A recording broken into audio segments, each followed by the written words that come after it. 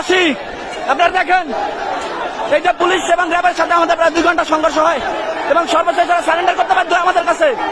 বরিশাল বিশ্ববিদ্যালয়ের ছাত্রদের কাছে তারা সারেন্ডার করেছে। আপনারা দেখেন এখন চলে যাচ্ছে, আমাদের উপর টিয়ার শেল নিক্ষেপ করেছে, রাবার বুলেট নিক্ষেপ করেছে। আমরা আমাদের যথাযথ চেষ্টা করে এদেরকে প্রতিহত করেছি। এখন দেখেন হিজড়ার মতো লিখিত দিয়ে যাইতে হবে, সারেন্ডার করে লিখিত দিয়ে যাইতে হবে। লিখিত দিতে হইবে, লিখিত দিতে হইবে।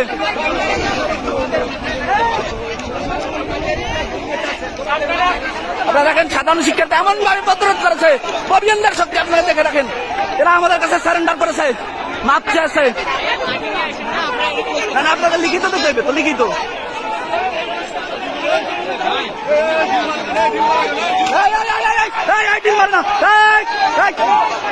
দিল মারবে না, দিল না, দিল না।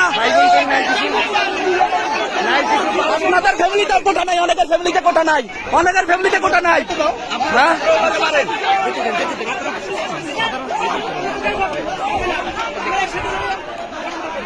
দেখছেন আপনারা, এই হিজড়ার গোষ্ঠী ববিয়ানদের কাছে পরাজিত হয়ে সারেন্ডার করেছে এবং আমাদের সবাইকে ডেকে তারা স্বীকার করেছে যে আমরা আসলে চলে যাচ্ছি এবং তারা হচ্ছে ক্যাম্পাস থেকে চলে যাচ্ছে। এখন জানি না তাদের কোনো দুর্বসন্ধি আছে কিনা পরবর্তীতে।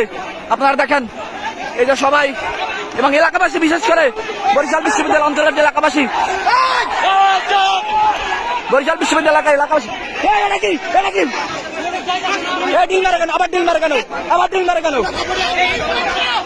ভাই খেয়াল রাখেন, বাইরের থেকে কেউ যেন ডিল মারতে পারে না পারে।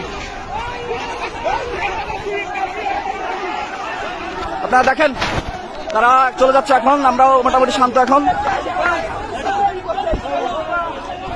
এলাকাবাসী আমাদেরকে যথেষ্ট সহায়তা করেছে। এই বরিশাল দপদপিয়া ইউনিয়নের এলাকাবাসী, বরিশাল বিশ্ববিদ্যালয়ের আশেপাশের এলাকাবাসী, তারা আমাদের সর্বোত্তক সহযোগিতা করেছে।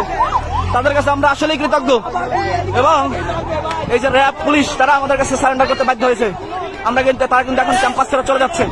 তারা প্রায় দীর্ঘ 2 ঘন্টা টিয়ার শেল এবং রাবার বুলেট নিক্ষেপ করেছে। আমরা সবগুলোই তাদেরকে প্রতিহত করেছি।